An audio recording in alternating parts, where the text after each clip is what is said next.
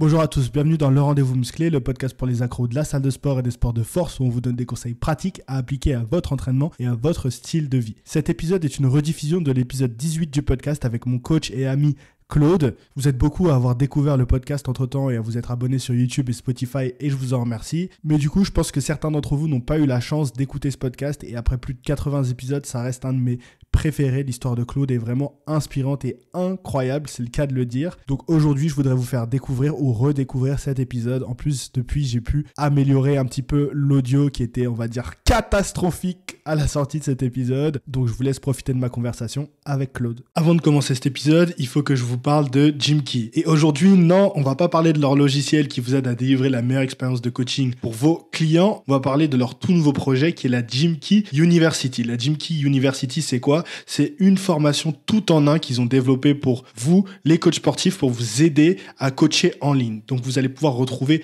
tout ce qu'il vous faut pour coacher en ligne, que ce soit au niveau du marketing, des réseaux sociaux. Vous allez voir qu'on va beaucoup en parler dans cet épisode. Et Gymkey, c'est les experts dans le domaine. Ils vont vous donner tout leur tech aussi également, tout ce qu'ils utilisent comme outil pour pouvoir gérer votre business de coach et économiser du temps et être plus productif et même vous aider à gérer vos finances. Donc pour moi, il n'y a pas photo. Si vous voulez toutes les informations dont vous aurez besoin à vie pour devenir coach sportif en ligne, c'est la formation qu'il vous faut. Ce que je vous recommande de faire, moi, c'est d'aller voir le contenu gratuit qu'ils font sur YouTube ou sur Instagram. Ils ont des tonnes et des tonnes d'heures de vidéos, de podcasts disponibles gratuitement. Vous allez voir. Et si ce qu'ils font, ça vous parle, si vous voulez aller plus loin et retrouver tout leur contenu au même endroit, vous rejoignez la Gymkey University avec le code OWANA University. Vous avez moins 30% jusqu'à fin mai. Je répète, avec le code OWANA University, vous avez moins 30% jusqu'à la fin du mois de mai. Merci à Gymkey de sponsoriser ce podcast. Non, si je voulais te voir aujourd'hui, c'est parce que t'es le coach du Sporting Club de Neuilly. Ça fait combien de temps que t'es coach d'haltéro au Sporting Club de Neuilly? Si je vais être tout à fait honnête, j'ai passé mon brevet fédéral en 1995. Donc, tu vois, j'étais déjà en 1986. Voilà. Mais à l'époque, j'étais athlète. Mais le fait de passer mon brevet fédéral, ça me permettait à la salle de temps en temps de participer un petit peu vite fait. Donc c'est comme ça que j'ai commencé gentiment. Et puis quand j'ai arrêté ma carrière en 2005, j'ai un peu accéléré le truc, mais je suis arrivé au Sporting Club en 2010. D'accord. On va dire ça comme ça. Ouais, ça fait 11 ans déjà que t'es au Sporting Club de Neuilly. Exact. Ouais. Donc c'est là que nous on s'est rencontrés. Pour les gens qui te connaissent pas, on va revenir un petit peu sur ta carrière d'athlète. Mais déjà, qu'est-ce qui t'a attiré vers l'haltéro? Quand est-ce que t'as commencé l'haltéro? T'avais quel âge? J'ai commencé l'haltéro en 1988. Ça ne rajeunit pas, hein. C'est bien que tu continues. Tu vois, ça nous donne la preuve que, tu vois, quand tu commences, je pense que t'avais dit ça à mes parents, quand ils t'ont vu, on va soulever des poids, et encore, heureusement, c'est pas de l'haltéro, parce que là, soulever vraiment des poids pour le coup en l'air et tout, ils disaient, mais tu vas te faire mal au dos, tu vas mal vieillir, etc. Et tu vois, moi, je trouve que t'es la preuve vivante que ça conserve. Je suis sûr que t'es en meilleure santé que la moitié des gens de ta génération qui font pas de sport, quoi. Oui, mais bon, au-delà de ça, la grande chance que j'ai eue, moi, par contre, c'est que j'ai commencé l'haltérophilie au Cameroun. Et au Cameroun, à l'époque où j'ai commencé, ça fait un peu plus de 30 ans aujourd'hui, à l'époque, c'était le deuxième sport national après le foot. Les gens ne le savent pas toujours, mais au Cameroun, c'est un sport qui est très, très populaire. Et nous, on a, moi et ceux de ma génération, on a surfé sur cette vague-là, et pour nous, c'était naturel de le faire. On passait d'une partie d'haltéro à une partie de foot. Pour nous, c'était naturel. C'était normal. C'est comme la lutte au Sénégal. Ah ouais? Ben, bien sûr. Donc, pour nous, c'était naturel. On s'est jamais posé la question de savoir si c'était bon pour la santé ou pas. Nous, on est nés là-dedans. Autour de nous, on a toujours vu les grands frères le faire. Et ils étaient pas les Lilliputiens pour autant. Voilà, je me souviens de mon ancien capitaine de club. Je l'ai pas vu, ça fait un bout de temps. Mais de ma mémoire d'enfant, il était à plus de 1m85. Et c'était pas, voilà. Et autour de moi, voilà. Rien que mon entraîneur déjà, qui est monsieur Paul Ketchanké, c'était entre 1m85 et 1m88. Donc c'était pas fait par des gens qui étaient petits détails de toute façon. Okay. Donc pour nous, la question se pose même pas en fait. Ok. Ouais. Et donc ça t'a pu direct à accrocher parce que tu grandisses dans l'environnement, ok, c'est une chose, mais donc on va en venir, t'as fait de la compétition vraiment à haut niveau, t'as eu des médailles. Qu'est-ce qui t'a justement donné l'envie d'aller pousser le truc, quoi? Est-ce que c'est parce que t'as vu que t'avais un don particulier ou est-ce que c'est parce que... Non, oh non, au contraire, j'avais même pas de don. J'avais même pas de don de rien du tout. Pour être tout à fait honnête, mon début est très très singulier parce que au début, en fait, je faisais ce qu'on appelle de l'acrobatie de rue. Moi, j'ai grandi dans les rues de Douala, où j'ai commencé très très jeune. C'est du parcours, quoi. Parce qu'aujourd'hui, on a parlé du parcours. Les mecs qui font sur les toits et tout. C'était même pas du parcours. C'était le fait que quand j'étais petit, en fait, j'étais tellement squelettique que j'avais des facilités à mettre ma jambe au cou, à faire des grands écarts, des choses comme ça. Okay. Et un jour, avec des potes, pour rigoler, on a commencé à se lancer un battle, comme ça. C'est vraiment parti d'un défi. Et c'était devant un bar. Et c'était tellement spontané que pour nous encourager, tous les papas, les passants ont commencé à nous jeter des pièces d'argent. Et je te garantis. Et ce jour-là, on s'est fait des sous. Et je me suis dit, mais putain, c'est pas possible. Et ce soir-là, en fait, on est parti se taper un gueuleton, on s'est acheté ce qu'on voulait. Et c'est la première fois qu'on gagnait de l'argent en faisant des pitreries. J'ai dit, mais c'est pas possible. Et il y a un grand frère à nous, avec qui on traînait dans la rue à l'époque, qui nous a dit, ben, les petits gars, il y a un film que vous devrez voir absolument, ça s'appelle Ping et Pong. Allez voir ce film, c'est formateur pour vous. Et on l'a pris au mot, on est parti chez ce film, et dès qu'on l'a programmé, dès qu'ils l'ont programmé dans les salles de cinéma de la ville, on allait le voir. Et pour nous, franchement, on venait de tomber sur l'acrobatie de rue, et ça allait changer notre vie. Parce que toute la thématique de ce film, en fait, c'est basé sur les entraînements. D'accord. Faire des saltos, des choses comme ça, des grands écarts, et on s'est inspiré de ce film pour créer, et c'est là que j'ai créé ma propre première pièce d'acrobatie de rue. Et j'ai commencé comme ça. Et à l'époque, j'avais même pas encore découvert l'haltéro, c'est pour vous dire. Ça date de 86. On était vraiment minous, hein. On était vraiment des crevettes, hein. et je te jure que c'était, voilà. Ça veut dire que le soir, on dormait où on pouvait, sur les cartons au marché central de Douala. Pour ceux qui connaissent un peu la ville de Douala, on partait au marché central, on était entre nous, on se groupait là, on dormait là. Et on était entouré par 3 grands cinémas, qui étaient le cinéma Étoile, pour ceux qui savent, le cinéma ABC, et le cinéma, j'ai dit ça pour ceux qui vont écouter les plus anciens, ils vont savoir de quoi je parle. Et nous, on vivotait entre ces 3 cinémas-là, et c'était génial. Et c'est comme ça que j'ai commencé au début. D'accord. Donc, du parcours, en quoi ça t'a aidé pour l'haltéro? Bah, ça m'a aidé parce que ça m'a beaucoup, la souplesse, okay. Ça m'a beaucoup aidé par rapport à la souplesse et tout ça. Et quand j'ai découvert l'haltéro, en fait, au début, je ne faisais pas l'haltéro, en fait. Au début, j'étais là parce que j'avais des copains de quartier qui étaient là et le grand frère était là. Donc, quand on venait, c'était surtout pour voir le grand frère et c'était une planque pour nous aussi à l'époque. Et j'ai passé un bon moment comme ça à la salle, à faire mes grands écarts, ça faisait rigoler les gens, à faire ce qu'on appelait les ponts retour, c'est des figures, ça te parle pas toi, mais ceux qui font du yoga, ils font beaucoup de ces choses-là. Okay. Et j'avais la capacité à le faire, et ils n'avaient pas à le faire. Et mon niveau de souplesse était pas mal. Okay. Et petit à petit, quand la salle était vide, tu testais les barres. Je testais avec le bâton à l'époque. Okay. J'ai commencé avec les bâtons, des choses comme ça et tout. Et il est arrivé un moment où je me débrouillais déjà bien avec la barre de 20. Et un jour, j'ai réussi à soulever 30 kilos. Ça dit sur la barre de 20, j'ai mis 5 de chaque côté. Et 30 kilos, c'était bien, c'était vraiment bien. Et un soir à la salle, il y a des costauds qui sont venus pour affronter, défier les haltéros, en fait. Et mon maître de l'époque, qui était un taquin, il a mis un billet, parce que lui marchait beaucoup à la motivation. Il a sorti un billet de 10 000 francs CFA, qui était le plus gros billet à l'époque. Il l'a jeté par terre. Il a demandé à un athlète qui était là de faire un mouvement technique d'haltéro. Et le mec s'est exécuté, il a fait un mouvement propre. Et puis il a dit à tous les gros bras qui étaient venus et qui parlaient très fort, c'était le mouvement de l'arraché. Okay, c'était vraiment le mouvement de l'arraché, un bel arraché, bien propre, avec une flexion complète et tout. Et d'un point de vue esthétique, c'était beau, c'était fluide et c'était propre. Et ironie du sort, cette barre, c'était une barre chargée à 40 kg, ça veut dire c'était une barre de 20, avec 2 poids de 10 de chaque côté. Et il a mis les gros bras qui étaient venus défier en disant, nous on fait du karaté, l'haltéro c'est de la gonflette et tout. Il leur a dit, si vous arrivez à reproduire le même geste, avec la même propreté, la même fluidité, même si c'est approximatif, puisqu'on va partir du fait que vous n'avez jamais fait, vous ramassez le billet, et il est à vous. Et je te garantis que ça nous a fait rigoler, parce que ils se sont pressés au début, Et après, il a dit, prenez votre temps, on a tout le temps. Ah, il était confiant, quoi, quand même. Mais bien sûr. c'est un mouvement quand même qui est singulier, c'est un mouvement particulier. C'est pas naturel. Non, ils ont jamais pu le soulever, en fait. Ah ouais? Ils ont jamais pu. Il y avait un qui était parmi eux qui s'appelait le général. C'est un mec qui devait mesurer moins de 2 mètres. Parce que je sais qu'il était dans un collège qui était en bas de chez moi. Et c'était le plus grand de tout le collège, en fait. Et ce mec, il avait beau soulever. Pourquoi les faisait 2 mètres? De taille. On l'appelait le général. Et le mec, tu vois, ça m'est resté parce qu'on l'appelait 2 mètres. Le mec, il refusait aucune bagarre. Il était connu être bagarreur, tout et tout. Mais ce poids qui était cherché à 40 kilos, ça dit même pas la moitié de son poids de corps, le mec, il n'avait pas soulevé, en fait. Et je me suis dit, putain, c'était ahurissant. Et ce jour-là, le maître a mis tout le monde au défi. Il a dit, bon, ben, ok.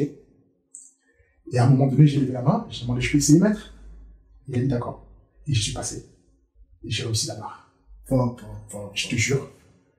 Et quand j'ai réussi, j'étais tellement le plus petit qu'il a rigolé. En rigolant, il a dit, bon, le billet, il est à toi. Et ça a mis le seum à tout le monde. Ça a mis le seum, je te jure. Un billet comme ça, de 10 000 francs. Le gueuleton, le soir. C'est ça. Là, c'était un peu le gueuleton. Là, j'étais parti pour la moi.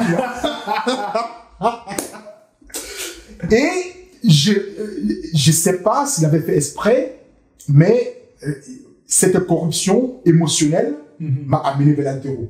Parce qu'on faisait tout le monde foot à côté, on partait faire des petits matchs, des interquartiers, des choses comme ça. Mais on n'avait jamais gagné le moins de centimes. C'est aussi la première fois, hormis de mes acrobaties de rue, que j'ai gagné 10 000, les gens ne s'en rendent pas compte. Mais le salaire d'un maître d'école à l'époque, c'était 15 000 francs CFA. Le mois. Putain, okay. Je te jure. Donc 10 000, il faut te rendre compte, hein, c'était impactant quand même, hein, c'était une petite fortune. Donc à partir de là, j'ai commencé à m'y mettre, mais sans conviction, parce que franchement, l'acrobatie pour moi, c'était déterminant. Et à force de le faire comme ça, sans pression, sans rien du tout, il y a un matin où on n'avait pas le droit d'être à la salle tout seul, et ce matin-là, j'étais à la salle tout seul, et le maître, il est venu, il habitait en haut, et nous, on était au rez-de-chaussée, et il avait une entrée de vestiaire. Il avait conçu un vestiaire au premier niveau, en fait. Ça veut dire que quand il rentrait au premier niveau, il pouvait voir la salle, il pouvait rentrer sans qu'on le voie. Et souvent, quand il sortait du boulot, il arrivait qu'il allait se cacher là, pour voir ce qu'il foutait le bordel en salle, et t'avais pas intérêt à te faire choper, parce que je te garantis, ça n'existe plus, ça, tu vois. Et il est rentré là sur la pointe des pieds, je l'ai pas vu, il m'a regardé m'entraîner, et à un moment donné, les bas, ça montait plus. Qu'est-ce qu'il a fait? Il est redescendu, il est passé par la porte, il est rentré, il a pris une chaise, il s'est assis, il a commencé à me donner des consignes, et plus je l'écoutais, plus mes bas passaient. Plus je l'écoutais, plus j'ai réussi. Et ce jour-là, non seulement j'ai réussi là-bas où j'ai échoué quelques heures avant, j'ai amélioré mon score. Putain, que j'étais content. Et à partir de là, j'ai commencé à intégrer le groupe d'entraînement, en fait. Tu vois, personne n'était forcé. J'étais là à la salle depuis un bout de temps. Il m'avait jamais dit viens faire terreau ou pas. Il me laissait faire. Et là, j'étais prêt. Un peu comme tu fais avec moi. Jusqu'à que tu veux me détourner, en fait. Je pars du principe, en fait, que on dit que l'appétit vient en mangeant. Si on arrive à allumer cette flamme, cette flamme de la passion aux gens, après, on peut les amener très loin. C'est juste, pas forcer, en fait. Le fait de forcer, les gens vont se rétracter, ils vont aller en reculant. Alors que quand tu suscites cette envie d'apprendre, ça vient beaucoup plus facilement. Ce matin-là, tu vois, on a passé la matinée à la salle jusqu'à tard.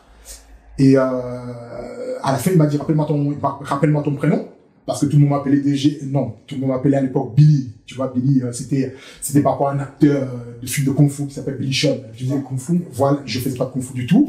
Mais comme je faisais l'acrobatie chinois, ça venait un peu de là. Okay. Et il m'a dit rappelle-moi ton prénom. Je lui ai dit je m'appelle Claude. Et il a dit bon, écoute Claude, à partir de maintenant, tous les, je sais plus quel jour on était, mais il a dit tous ces jours-là, je finis tôt le travail, donc on va se fixer une séance de travail spécifique ensemble tous ces jours-là si t'as le temps.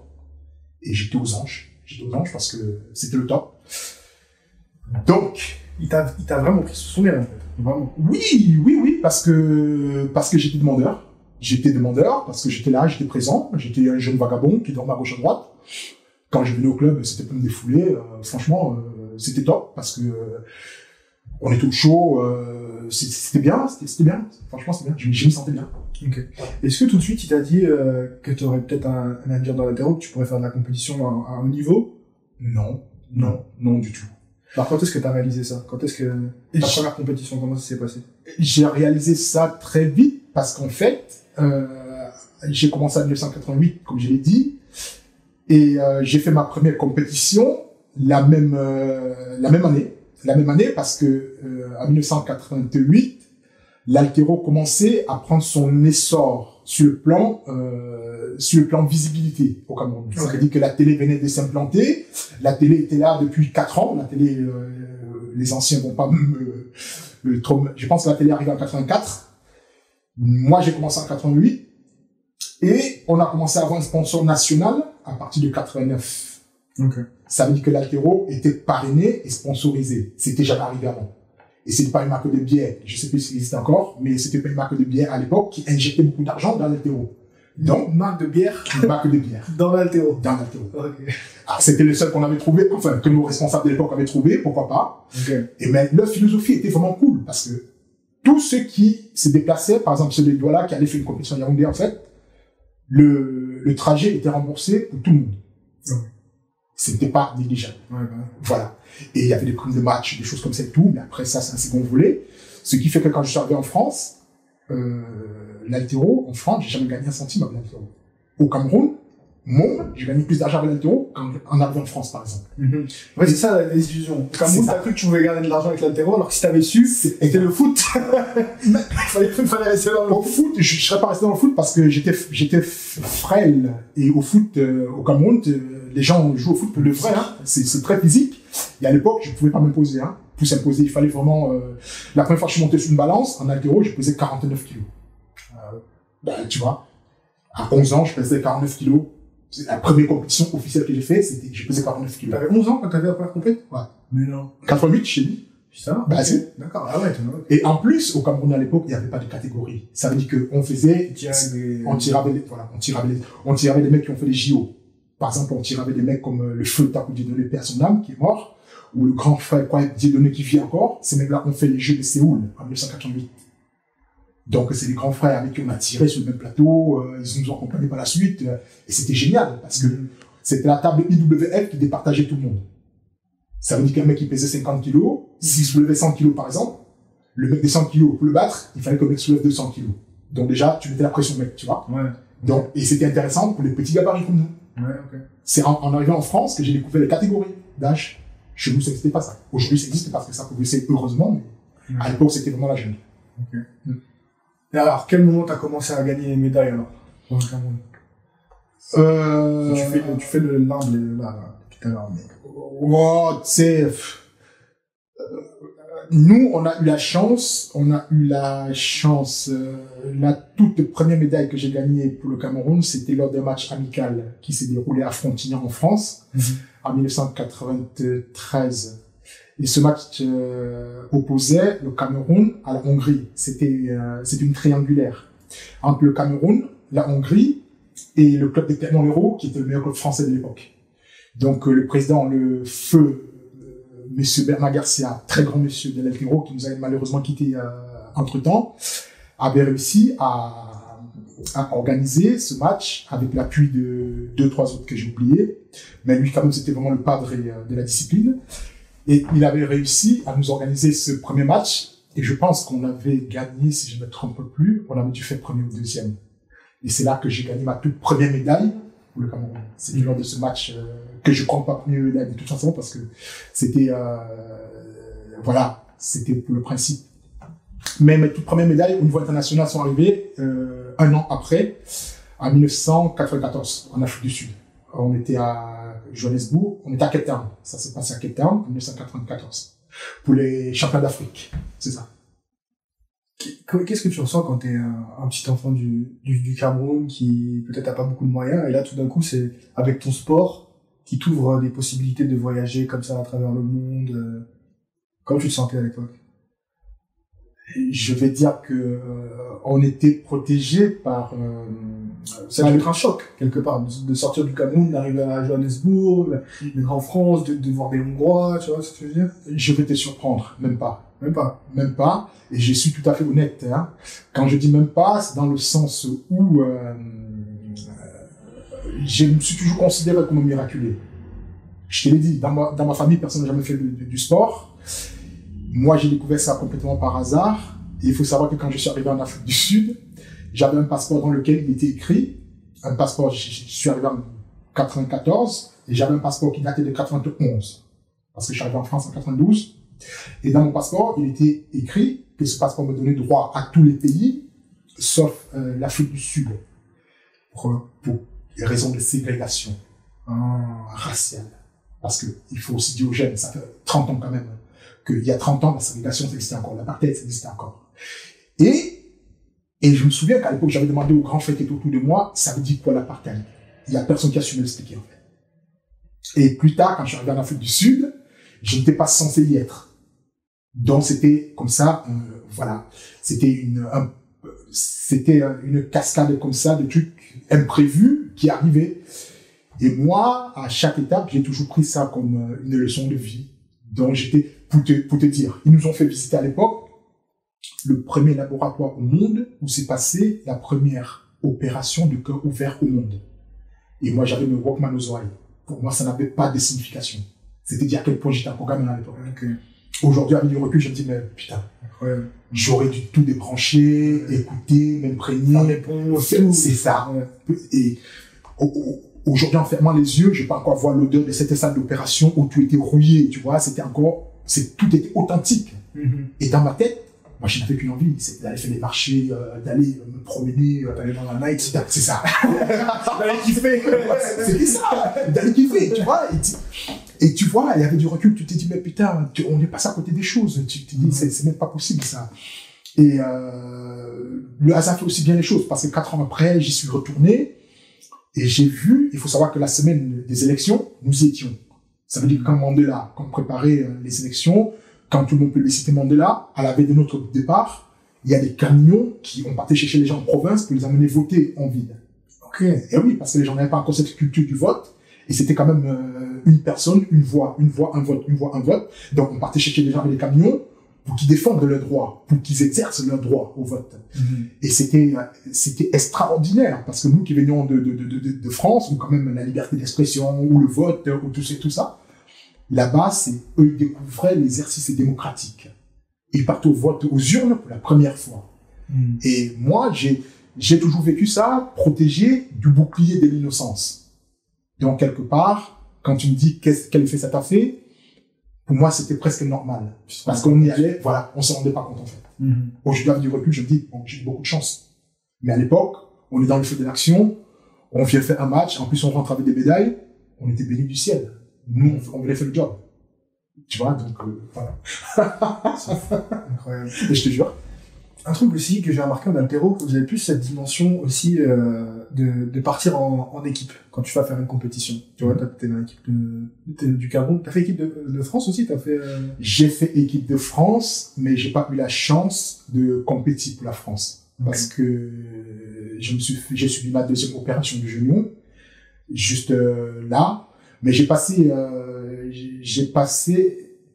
toutes les sélections, j'ai passé toute la préparation des Jeux d'Athènes de 2004 avec l'équipe de France. Du premier jusqu'au dernier stage. Jusqu'à l'avant-dernier stage. Parce que l'avant-dernier stage, c'était là où on a fait la prise de performance pour sélectionner tout voilà.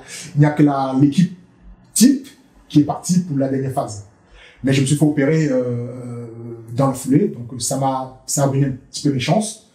Mais je suis content du bout de temps que j'ai passé avec l'équipe de France parce que, il y avait un vrai projet à faire, il y avait un coup à jouer, et j'étais plutôt compétiteur dans l'âme. On était parti sur un vrai projet.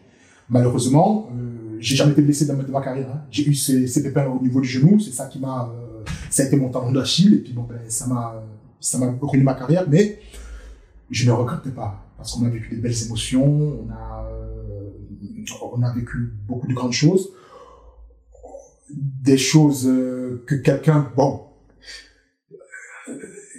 ceux qui dormaient sur les cartons avec moi devant le cinéma ABC à l'époque, si on m'avait dit signe ici, que tu ferais la moitié de ce que tu as fait, n'importe qui aurait signé. Donc je ne regrette rien, franchement. Ça valait le coup.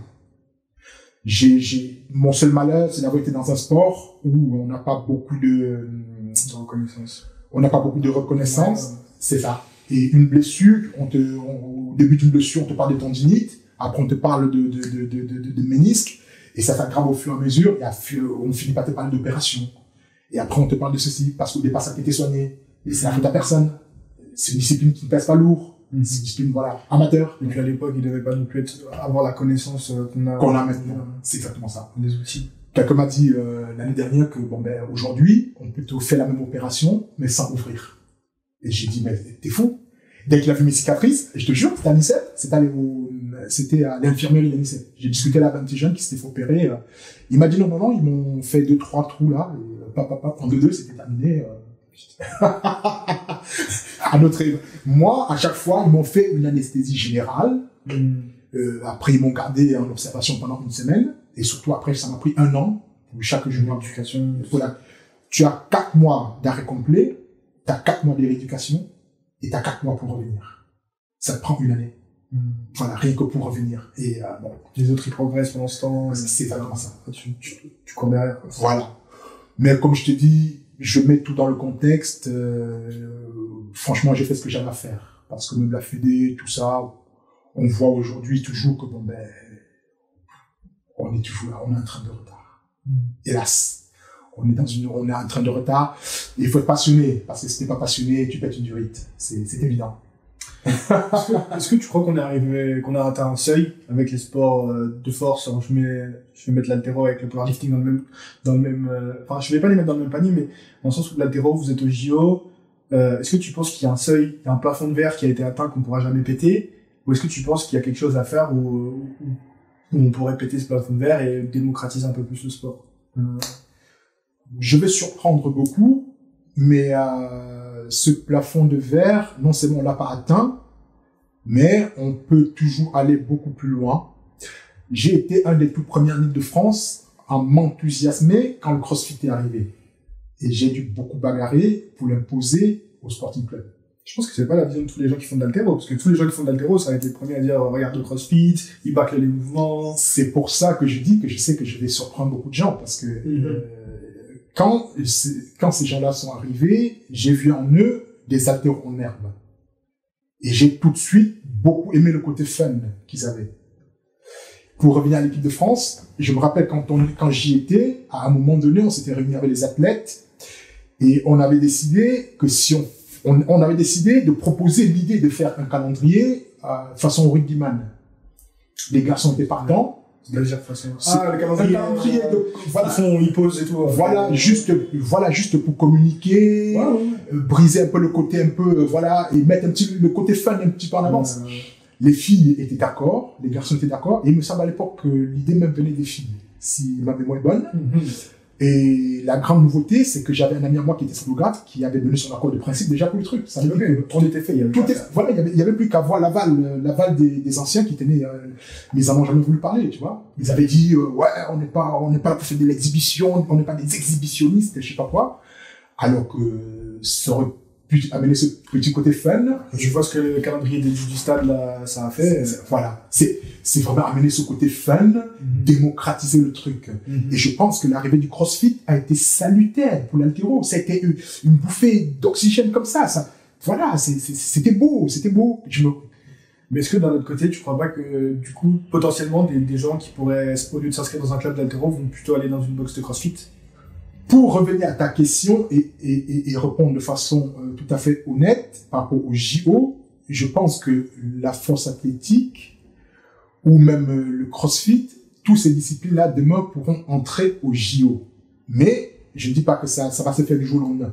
Il faut encore que ça progresse encore un petit peu, mais les JO aujourd'hui, on sait que c'est jamais fermé en fait. Il faut le lobbying, il faut peser lourd, il faut qu'au niveau des instances internationales, quand même avoir des gens qui ont une certaine crédibilité, il faut des sponsors lourds qui appuient derrière, il faut tout ça. La chance de l'haltéro, c'est que l'haltéro fait partie des premières disciplines fondatrices. Vous avez le pied dans la porte, quoi. C'est ça. On a participé aux premiers Jeux Olympiques modernes de 1896. C'est vrai qu'on n'y était pas en tant que discipline. On est venu là faire de la démonstration, mais on fait partie de l'ADN des JO. Mais ça n'a pas empêché qu'à nos JO, il y a quelque temps quand même de commencer à parler du dossier haltéro. Quand on a vu ce qu'ils ont fait avec la lutte, c'était quand même honteux. On n'imagine pas les JO sans la lutte quand même. Aujourd'hui, tu as des firmes comme les Coca-Cola, des sponsors qui poussent derrière, ils veulent mettre la main sur les JO, que ça devienne du tout fric. Mais l'esprit des JO, c'est pas le fric quand même. l'esprit du JO, c'est quand même ouvrir la porte aux gens comme nous, que tout le monde ait sa chance, qu'un gamin qui va naître au fin fond de la Jamaïque, là-bas, puisse quand même être Usain Bolt. Les gens ne le savent pas, mais c'est un mec qui fait partie du même programme que nous avons suivi, à savoir, on est des pépilles de l'universalité. Ça veut dire qu'on a profité des bourses du JO, du Comité international olympique. J'ai fait partie de ce programme. Usain Bolt a fait partie de ce programme. C'est un programme qui est mis en place pour détecter les athlètes aux 4 coins du monde, qui sont dépourvus de tout et qui n'ont pas de moyens. Ça veut dire qu'une fois qu'ils sont détectés, on les accompagne sur ce qu'on appelle un processus olympique. Ça dure 4 ans. Je ne connaissais pas. Ben voilà. Comment ça se passe? Comment ils t'ont repéré? Ben, ils m'ont repéré par le biais d'un très très grand monsieur à qui je rends hommage. Tu vois, là, il m'a envoyé sa carte de vœux. C'est là. Tac. Non, c'est celui-là. C'est monsieur Christian Bicuzen. Tiens, tu peux regarder, ça c'est sa carte de vœux de 2020. Ce monsieur-là, il a sillonné le monde pour détecter les haltérophiles, des haltérophiles de talent. Voilà. Et c'est lui qui m'a découvert au Cameroun à l'époque, en 1991. Il y avait des détections internationales d'haltéro. Mais bien sûr, géré par monsieur Christian Bicuzen, qui a été, il a même été président de la Fédé, et il a été arbitre international. Il a même officié aux Jeux Olympiques de Séoul. D'accord. Et voilà, un très grand monsieur. Donc on lui rend hommage parce qu'aujourd'hui il a pris sa retraite et il a été le président de la commission d'arbitrage en France pendant plus de 30 ans, jusqu'à ce qu'il prenne sa retraite. D'accord. Voilà, très grand monsieur. Donc c'est lui qui m'a détecté en Afrique et qui m'a fait bénéficier de ce programme-là. Et donc, du coup, pendant 4 ans, qu'est-ce qui se passe quand tu es dans ce programme-là? Alors, ce qui se passe, c'est des stages. Non seulement tu as des stages, mais il faut un club par un. Ça veut dire qu'on te détecte en Afrique ou dans n'importe quelle île française, comme Réunion. Oui, et même Guyane, voilà, Guyane, et d'autres îles encore reculées comme j'étais en train de chercher parce que j'ai un pote à moi qui est dans le sud de la France, qui était Tokotou, qui était quand même qui fait partie du même programme aussi. Une fois que tu es détecté, on te fait rentrer dans ce processus qui va durer 4 ans. Ça veut dire qu'il faut déjà trouver un club parrain qui va t'accueillir. Une fois que ce club parrain t'accueille, le CIO, tous les mois, avec une convention et un contrat qui est signé, va subvenir à tes besoins via le club. Okay. Tu es mineur, donc tu n'as pas le droit de toucher d'argent. Eux, ils versent une certaine somme au club, et le club est ton tuteur, légal. Parce qu'il n'y a pas des sous qui sont un peu mis de côté. Voilà. Mais t'inquiète pas, c'est pas des sommes folles quand même, hein. C'est pas des sommes folles, là. À l'époque, on avait quoi? Quelque chose comme $75 d'argent de poche, voilà. Par mois? Par semaine. Je ne sais même plus. Je sais plus si c'était par mois ou par semaine. C'était pas grand chose, hein. Okay. Et par la suite, il y a l'hébergement et tout ça. Ça veut dire que eux, ils remboursent sur les factures présentées. Il n'y a pas moyen de mettre d'argent de côté ou quoi que ce soit. Non, franchement, ça se passe dans une transparence totale. Et ils suivent de près. Et il y a l'école et il y a le sport. Tous les 6 mois, ils exigent un bilan. Tous les 6 mois, ils font un bilan. Ça veut dire que... Si tu déconnes à l'école, voilà, tu déconnes, tu dégages. Ok. Tu déconnes, tu dégages. Ça veut dire que c'est très cadré et c'est très accompagné, en fait. Donc, le mien a duré de 1992 à 1996. Donc, manque de peau, pour moi, ça se passait plutôt bien pour moi parce que bon, j'étais dans un processus quand même. Moi qui n'étais pas très, très scolaire, ça allait quand même, je me débrouillais, parce que ça allait quand même bien. Et manque de peau, je me suis blessé avant les championnats de France de 1994. Je me suis blessé 1 mois avant. J'y suis allé blessé. Et le meilleur, c'est mauvaise idée. Très très mauvaise idée. Très très mauvaise idée parce que mais on avait toujours cette pression qu'il fallait faire des machins tout. Avec du recul, on peut dire que c'est voilà. Mais dans le feu de l'action, c'est pas évident. Et j'y suis allé. J'ai d'ailleurs gagné. J'ai d'ailleurs gagné haut la main. Ok. Si, j'y suis allé, j'ai gagné. Mais ça n'a plus jamais été pareil. Parce que cette blessure, non seulement j'ai gagné, mais il a fallu que j'aille dans le rouge. Ça veut dire que j'ai aggravé ma blessure. Derrière, j'ai enchaîné sur un championnat du monde junior de Jakarta en Indonésie. Mauvaise idée encore. Et l'opération n'a pas loupé parce que 95, je pouvais même plus dormir sur le ventre. Tellement le genou était enflé. Tu t'es fait kiffer, mais... Voilà, je me suis fait plaisir. Mais derrière, dès que je suis revenu de Jakarta au championnat du monde de 94, C'était première opération tout de suite derrière. Et c'était pas évident. Mais bon, il y a des choses qui peuvent pas se faire parce que il faut savoir que j'ai réalisé mes minima olympiques 2 ans avant les JO d'Atlanta en 96. Donc, théoriquement, j'avais gagné ma place. Puisqu'à l'époque, on se qualifiait par rapport au minima. Mais manque de peau. Pour moi, les minima ont été supprimés en 96. Qu'est-ce qui a changé? Ce qui a changé, c'est qu'à partir de 96, au lieu de se qualifier directement par les minima, ça veut dire que celui qui faisait ses minima, il partait automatiquement. Maintenant, c'était par équipe. Il fallait déjà, ça changer. Il fallait vraiment se qualifier par équipe. Et c'est la fédération qui choisissait les membres. C'est ça. Et c'est ce qui est en vigueur jusqu'à maintenant. Ouais. Il faut que l'équipe aille au championnat du monde, marquer des points. Donc même si tu as le total, tu peux ne pas être sélectionné. Tu peux ne pas être sélectionné. Si la fédération. Exact. D'accord. Donc encore une fois, on revient sur cette dimension d'équipe qui est quand même super importante par rapport au powerlifting, puisque nous, c'est les minima. Ouais. T'as les donc après, il y a les minima du collectif France pour être dans l'équipe de France, et après, c'est comme ça. Mais je trouve que force athlétique, c'est vraiment un sport où même s'ils y vont par équipe, bon après, si tu parles, je suis en équipe de France. Hein, ouais. C'est intéressant ça va venir, t'es jeune. Mais... il y a pas cette dimension c'est quand même très personnel, tu vois. C'est ça. On dit toujours, tu vas à la salle et tu te bats contre toi-même. T'as des adversaires, mais c'est vraiment contre toi, tu vois. Et je trouve que, tu vois, le fait qu'on en discutait un petit peu au tout début quand je suis arrivé à la salle et je posais des questions comment ça se passait les compétitions d'haltéro et que tu me disais, nous, on y va par équipe avec le club de Neuilly. Je trouve que ça manque en force athlétique, du fait que chacun est dans son fitness park, dans son basic fit, ou dans son club d'haltéro s'il a la chance, ou même dans son gym maintenant, parce que, voilà. Maintenant, c'est plus le home gym. Ouais. Et il n'y a pas cette dimension de on y va en équipe, tu vois. Ouais. Et je trouve que l'haltéro, tu vois, cette dimension-là, c'est quand même une vraie force que vous avez. C'est vrai. Mais ça, c'est un héritage qui vient des anciens. Et ça vient aussi du fait que l'haltéro aussi vient de très très loin. Au début, c'était toujours sous l'égide de l'association et l'esprit association. Et l'esprit association vient aussi du fait que les associations ont souvent longtemps été gérées par des familles. Ça veut dire qu'il n'était pas rare que tu vois un patriarche qui soit président de la Fédé, qui soit président de l'association, président du club, et que le fils soit l'entraîneur ou ainsi de suite. Ça crée quand même une certaine homogénéité, ça crée quand même voilà.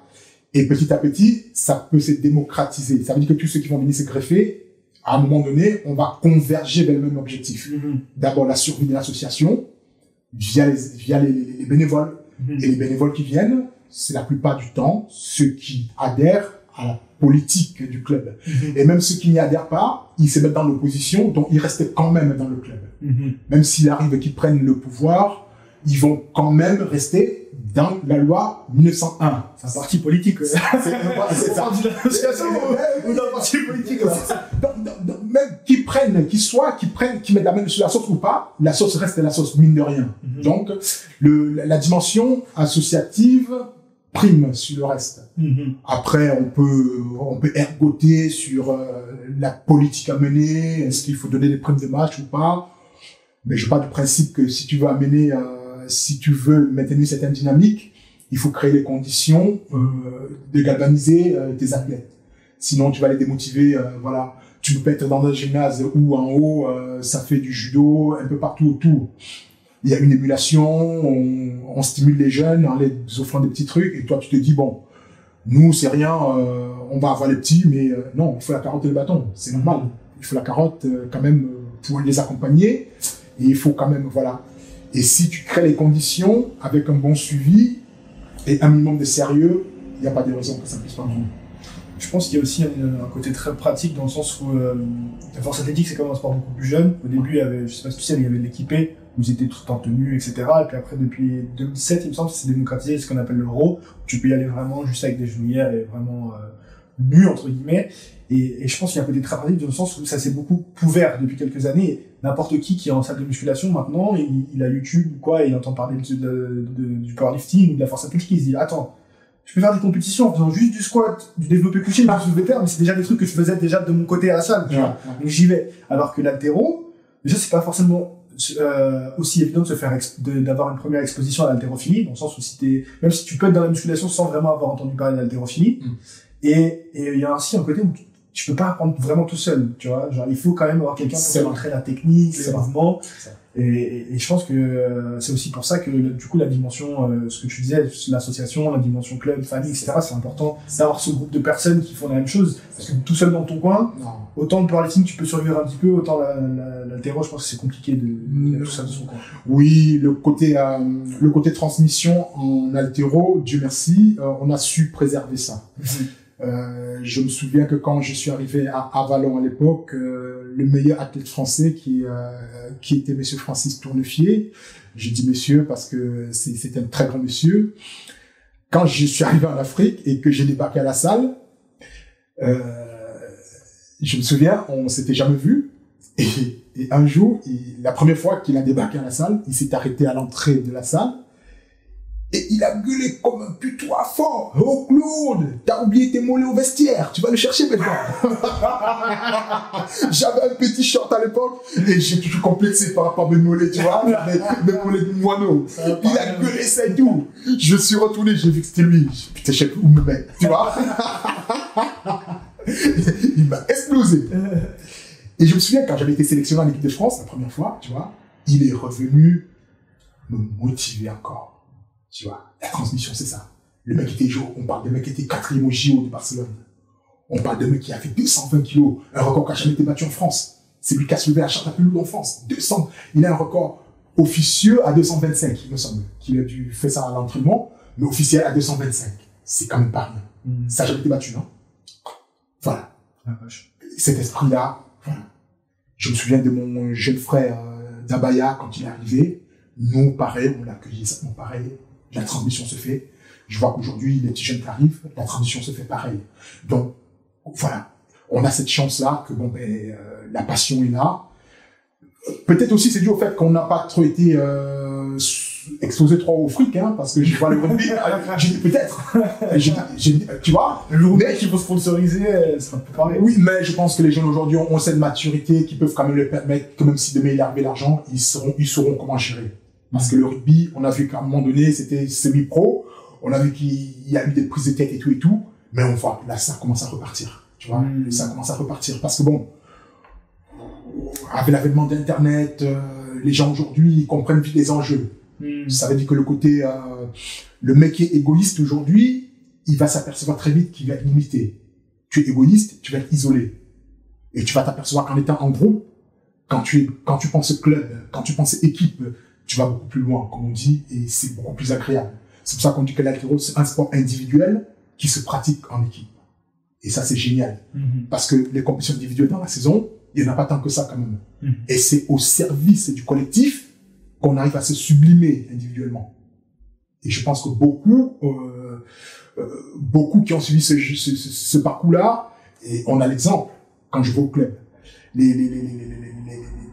Sonia, qui a été championne de France, est partie de l'équipe. Vous s'est sublimé pour être champion de France par la suite. Gilles, qui était champion de France, a commencé par la dimension équipe. Il a commencé comme 4e homme, parce qu'il marquait le moins de points que les autres, jusqu'aujourd'hui, où c'est lui qui marque le plus de points. Donc, il a gravi tous les échelons, jusqu'à devenir, quelque part, le patron de cette équipe, complètement. Tu parles de ça, c'est une très belle transition. Il y a un truc qui moi, dès les premiers jours que j'ai remarqué, même la première fois que je suis entré dans la salle, donc pour donner un petit peu de contexte aux gens, comment ça se passe au Sporting Club de Neuilly, c'est que donc il y a un espace musculation renforcement dédié, puis après il y a les plateaux d'haltéro. Et comment ça se passe? Les plateaux d'haltéro, c'est tout le monde est sur son plateau, et t'as Claude qui marche du plateau 1 au plateau 5 et qui dit à tout le monde les consignes, un peu comme ce que t'expliquais de ton coach, Moi, un truc que j'ai remarqué tout de suite, c'est que peu importe que tu sois débutant ou que tu sois champion de France ou quelqu'un des plus avancés dans le club de Nice, c'est que tu mets tout le monde au même niveau. Et ça se voit dès le début, tu vois. Tu donnes la même attention à quelqu'un qui n'est pas forcément super assidu ou qui débute l'haltérophilie qu'à quelqu'un qui vient toute la semaine, 4 fois par semaine et à qui tu causes plus souvent. Donc comment t'arrives à faire ça? Est-ce que tu es le seul coach de la salle en plus? Disons franchement, pour être tout à fait honnête, que j'ai rien inventé du tout. Je me suis juste inspiré de mon parcours personnel. Quand j'étais à Avallon, comme je t'ai expliqué tout à l'heure, le club d'Avallon, les gens ne le savent pas, mais je vais recontextualiser pour que les gens comprennent très bien. Ça a été le meilleur club de France pendant très longtemps. Et j'ai eu la chance, moi, d'y être pendant qu'ils étaient au sommet. On avait jusqu'à 3 entraîneurs dans la salle. Et il n'y a jamais eu de conflit ou de quoi que ce soit, en fait. Parce que, une fois qu'on a compris qu'on est au service du collectif, il est facile il n'y a pas d'enjeu. Et l'humain doit gagner. Et je le dis vraiment avec beaucoup de modestie, on ne sait pas qui fait quoi. Un jour, un petit jeune s'est arrêté parce qu'il habitait plus tôt. Il m'a vu de dos. Il a dit, vous pensez que je pourrais être comme le monsieur un jour? Il avait 17 ans, ce gosse. On lui a dit, va te renseigner auprès de lui. Il faisait du karaté à la base. Ce gamin qui n'avait jamais vu l'haltéro, il voyait l'haltéro pour la première fois. Il est venu me dire, monsieur, je peux venir essayer? Je lui ai dit, d'accord. 5 ans après, c'est Gilles, ce petit bonhomme. Il est champion de France d'haltéro. Tu vas ouvrir les annales, oui, il est champion de France. C'est marqué dans les annales. Mais si au départ, tu le prends de haut, ce gamin, il va faire peut-être muscu, il va rester dans la muscu, ou il va faire du parcours à l'extérieur. L'expérience montre que on ne sait pas qui fait quoi. Et j'ai commencé à la meilleure école qui soit. J'ai commencé en 88, comme je l'ai dit tout à l'heure. Et il faut savoir qu'en 88, au Cameroun, tu avais des filles qui soulevaient 100 kilos. Donc, quand tu te retrouves dans une compétition où tu vas passer après les filles, tu ne fais pas beaucoup le malin. Et ça met dans ton ADN, ça stimule cette fibre d'humilité dans ton ADN. On a des filles qui faisaient les champions du monde, comme les Matou, comme les Marie, tout ça, ces filles-là, elles faisaient 100 kilos à l'épaulé jeté. À l'époque, je me rappelle, à l'épaulé jeté, j'étais à 75. Et c'était mon record à ma première compète. J'étais fou de joie parce que j'avais battu mon record. Bon, c'était des grandes sœurs, elles en faisaient le pire moment, mais 100 kilos tout de même quand même. C'était même pas mon squat à l'époque. Tu vois, tu regardes la meuf, elle te fait rêver, mais au sens noble du mot. Parce que tu te dis, c'est pas possible. Tu es content quand elle te regarde à la salle, Je me souviens, mon premier stage, on m'avait mis avec une des sœurs Matam qui s'appelle Agnès. Et Agnès était la spécialiste du jeté. On a dit, bon, Claude, Agnès m'a dit, Claude, viens, tu vas travailler avec moi le jeté. Tu vois, c'est des souvenirs que tu ne peux pas oublier. C'était mon premier rassemblement au niveau national. On était vraiment à l'INJS. J'étais ma première convocation chez les jeunes. Voilà. Elle avait trouvé que j'ai jeté bizarre. Et elle m'avait dit... Tu l'as dit en fonction de millions, mais elle avait dû voir. Et tu vois, mais c'était ça. C'était ça. Et c'est pour ça que je parlais de transmission. Et j'ai gardé cet esprit-là. Et j'ai gardé cet esprit-là depuis tout ce temps-là parce que si tu isoles l'humain, tu isoles l'essentiel. Et le plus important, c'est l'essentiel, c'est l'humain. Tu vois, Gilles avait 17 ans pareil. Sonia, je pourrais revenir pareil. Sonia, quand elle est arrivée à la salle, elle est venue voir son copain à la salle. Elle était assise sur le banc tout le temps. Jusqu'au jour, je lui ai dit, pourquoi tu n'essayes pas? Elle m'a dit, j'ai jamais fait du sport. Je lui ai dit, mec, je ne t'ai pas dit de faire du sport. Je t'ai dit, essaye. 5 ans après, elle est championne de France. Elle n'en avait jamais fait avant. Tout simplement. Mais il faut oser et implanter tout de suite cette graine de confiance qui va faire que dans le moment dur, quand elle va sortir de l'école, dans le cas de Gilles, ou du boulot, dans le cas de Sonia, le jour où elles vont arriver à la salle hyper fatiguées et que les barres qu'elles ont soulevées la semaine d'avant ne vont pas monter, s'il n'y a pas de confiance pour leur dire, là c'est la fatigue, c'est pas un problème technique. Souvent c'est pas un problème technique. Souvent c'est un problème que tu es sorti du boulot, tu es un peu plus stressé que d'habitude, tu as cavalé un petit peu plus que d'autres jours, tu es arrivé là, ça monte pas, ça accroît ta frustration, tu vas pousser des cris, tu vas aller au vestiaire, tu vas verser de larmes, tu vas revenir, et bien on va lever le pied, on va faire autre chose. Et si tu veux, combien de fois je t'ai entendu dire ça, on va faire autre chose. C'est ça. Complètement.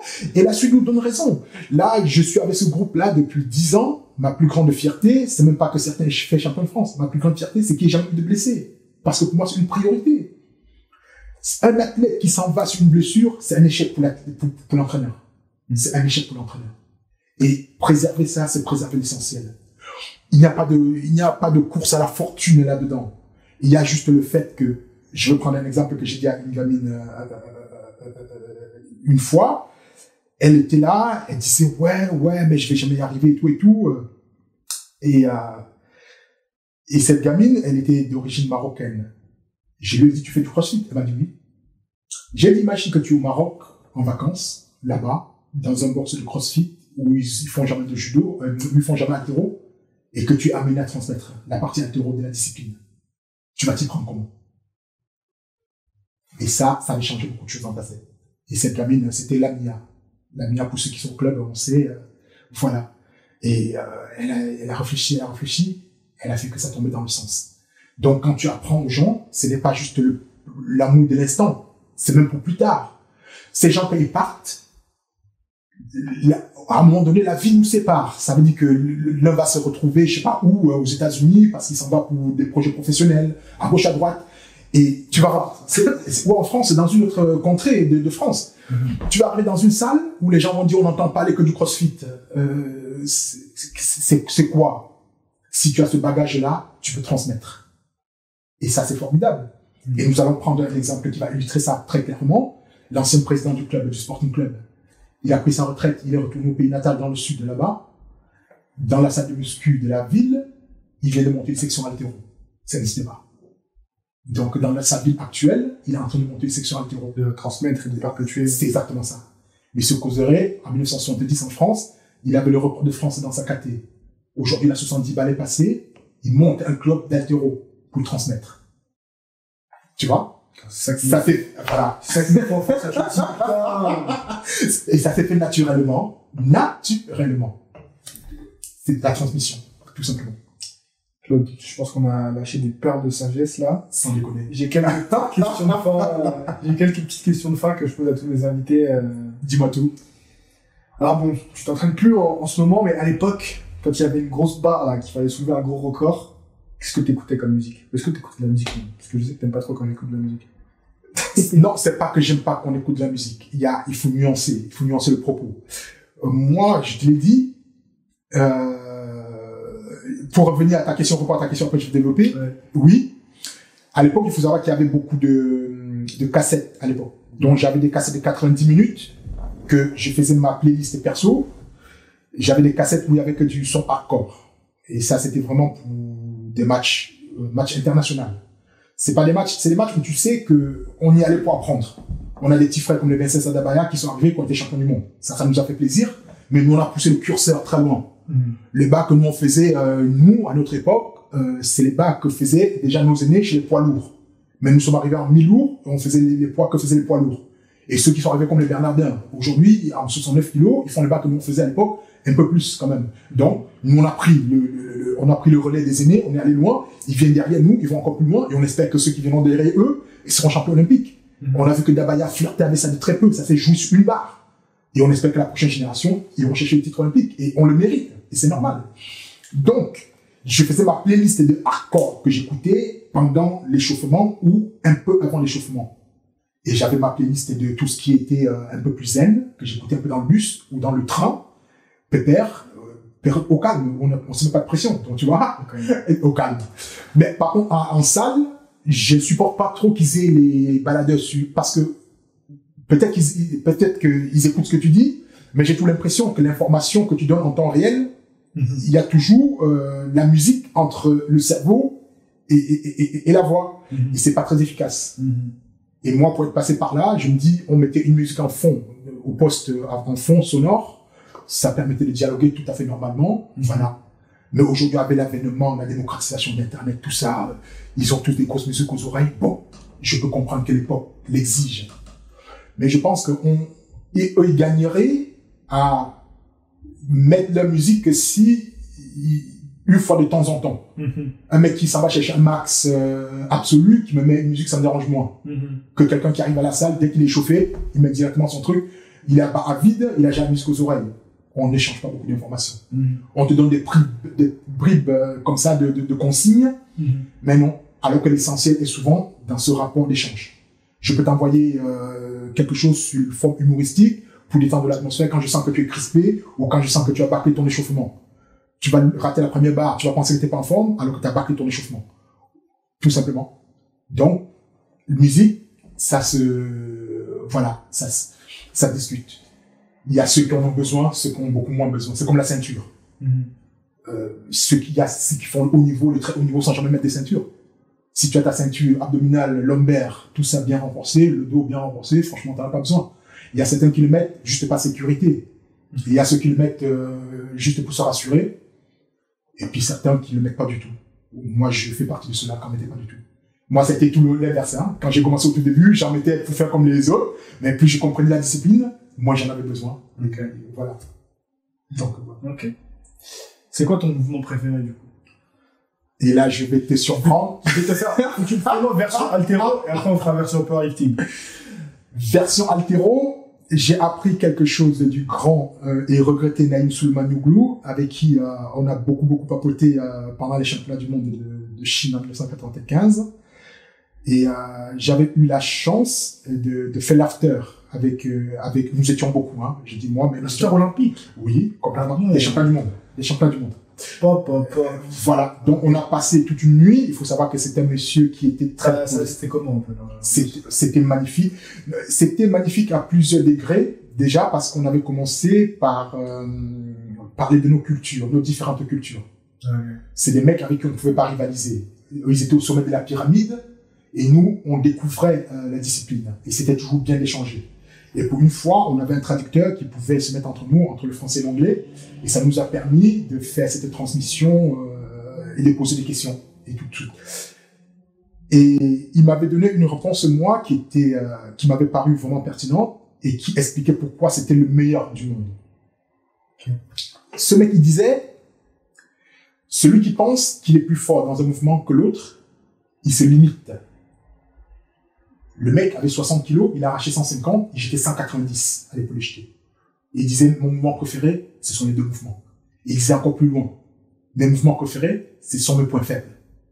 Parce que je les traque jusqu'à ce que je les domine. Putain, un sensei, quoi. Ah, ben voilà. Un vrai sensei. On est d'accord. On te parle de mec qui s'est qualifié pour les JO à l'âge de 14 ans. Il n'avait même pas l'âge officiel pour y aller. Meilleur altéro de tous les temps. Plus de 50 records du monde. Premier à avoir gagné 3 fois les Jeux Olympiques. Voilà. Et je pense que cette philosophie était la mieux. Ça se voit, vous êtes sérieux, parce que moi, quand tu me disais on a fait la night, l'after des yeux, je pensais que tu me disais on a fait l'after, on était dans la night. En fait, vous étiez en train de discuter. C'est ça. Ben oui. Un mec comme ça, tu le croises une seule fois dans ta vie. Si tu pas fait, non, il n'était pas sur la piste en train de danser, non. Déjà, c'était le padré, parce qu'il était posé en VIP dans son secteur. Okay. Et il sirotait tranquille, et puis ils observaient. Bon, autour de lui, il y avait ces petits lieutenants qui faisaient la fête, mais ceux comme moi qui étaient en quête d'apprentissage, je chopais le traducteur qui était, j'avais la chance, en plus c'était un pote, je chopais le traducteur, on partait squatter, on venait là en mode pointe des pieds, et on s'excusait de le déranger, et c'est lui qui me tapotait sur l'épaule en disant non, vous ne dérangez pas, African people. Il était content de voir que c'était l'émergence, l'altéro prenait de l'essor, tout ça, il était demandeur. Et alors, il prenait le temps de répondre à nos questions, de transmettre. Et en plus, il avait l'écho du club d'Avalon, parce que le club d'Avalon, à l'époque, travaillait beaucoup avec les Turcs. Okay. Donc, il savait déjà qu'on venait d'Avalon, il savait d'où on venait, et il était très, très courtois, très gentil avec nous, parce que, le club d'Avalon, à l'époque, on n'avait jamais contesté leur suprématie. Bien au contraire. On les invitait au championnat de France pour rehausser le niveau, et surtout, amener toute leur expertise et tout ça. On était très modeste par rapport à ça, tu vois. On n'a jamais été dans la confrontation ou dans les raccourcis qui consistent à dire ouais mais non. Ils sont meilleurs que nous. C'est l'école turque. On va apprendre l'école turque. On va apprendre l'école bulgare. On va voir ce qui est bien. On va le conserver. Et l'école chinoise, quand on était en Chine, on a vu. Aujourd'hui, certains jeunes ils vont faire des stages en Chine. Quand ils reviennent, ils s'aperçoivent que ça ne nous impressionne pas. On ne veut pas les décourager parce qu'on les encourage à faire leur propre expérience. C'est pas une bonne école, l'école chinoise? Non, c'est pas que c'est une bonne école, c'est que c'est une école différente, parce que chaque école est particulière. L'école chinoise, il faut bien comprendre, c'est un départ très assis, avec les pieds très serrés, c'est une école qui est singulière. On dit pas, voilà, en Chine, on commence à l'âge de 6 ans. Ces mecs-là sont 1 milliard. Ça veut dire que... Forcément, tu as des expressions génétiques. Voilà. Des expressions génétiques de fou. Exact. Là où nous sommes limités à sélectionner entre 1000 athlètes, ils en ont 10 000. Ils ont tous le même morphotype, de toute façon, tu les vois, jambes très courtes. Voilà. Long torse. C'est ça. Le mec que tu vas prendre pour exemple en se disant, il fait le geste juste, il faut savoir qu'ils en ont bousillé peut-être, je sais pas combien, pour sortir la quintessence de l'athlète type. Donc, moi, je tempère toujours. Je dis, allez là-bas si vous voulez faire vos stages, mais gardez votre libre arbitre, soyez lucide. Soyez lucide.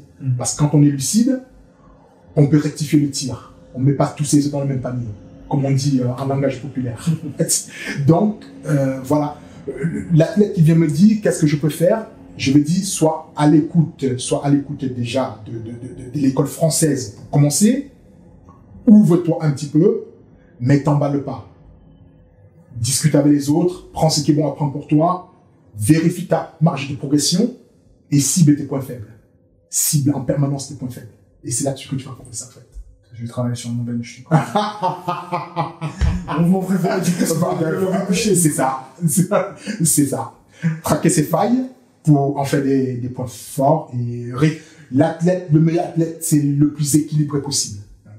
Voilà. C'est pour ça que ta question de tout à l'heure, tu préfères l'arracher ou l'épauler? Non. C'est, franchement, au début de ma carrière, j'étais beaucoup plus fort à l'épauler. Quand j'ai commencé à me blesser et que j'étais limité, j'ai commencé à mettre un peu, les gens ont dit, ouais, il est plus fort à l'épauler qu'à l'arracher.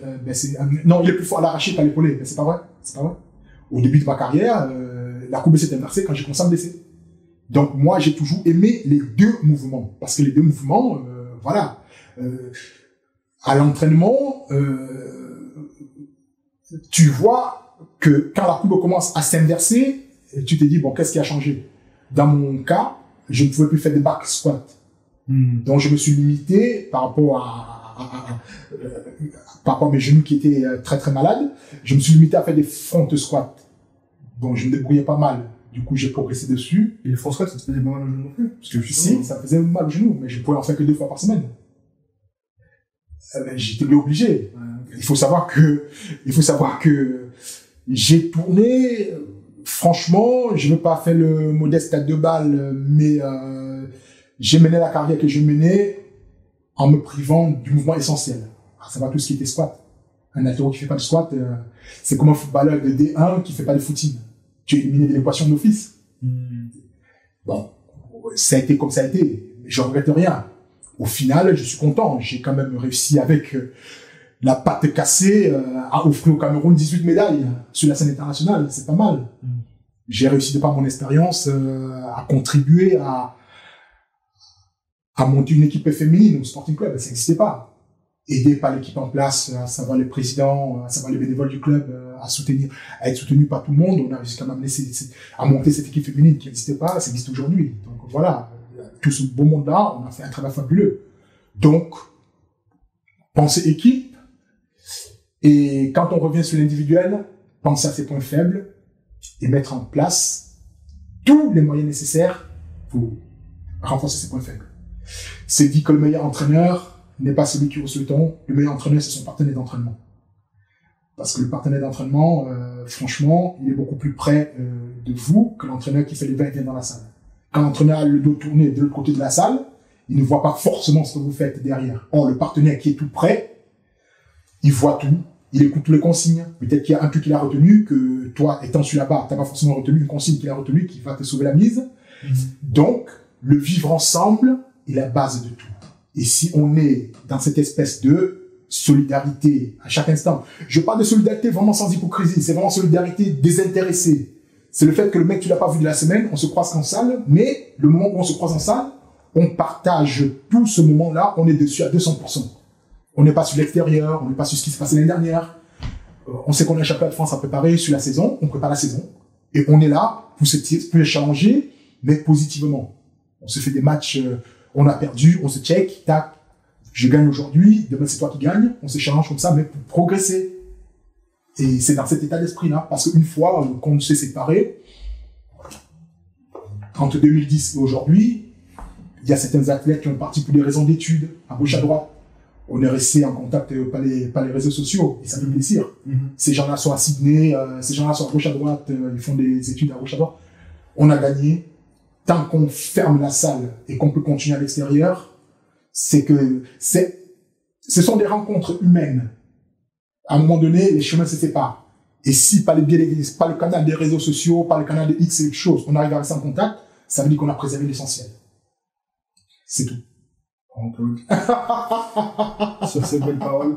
On est un peu limité par le couvre-feu. Je suis désolé pour toi aussi. Tranquille. Où est-ce que les gens peuvent se retrouver sur les réseaux sociaux? J'ai mon site, je suis Feman sur les réseaux sociaux. J'ai pas encore fait de site altéro. Quand il y a des jeunes comme toi qui prennent des initiatives et qui font bien, on les laisse faire. Je ne vais pas parasiter le créneau des coachs sportifs. Donc je suis sur, il peut me retrouver sur le compte de Feman. Il y a aussi le Instagram du sportif. Il y a le je sais que tu gères ça. C'est ça, c'est le président qui le gère. Il le gère mieux que moi. Mais je suis dessus quand même. Voilà. Si vous me posez des questions dessus, on vous répondra ça. Ok. Et puis il y a ta musique aussi. Oui. Après, dans l'altéro, tu fais aussi beaucoup de musique. Mais comment ça s'appelle? Comment ça s'écrit? Je mettrai un petit lien en description de la vidéo. Mais... Je suis Feman. C'est F-H-E-M-A-2-N. Feman. F-H-E-M-A-2-N. Ok. Eh ben, merci Claude. Mais merci à toi de m'avoir invité.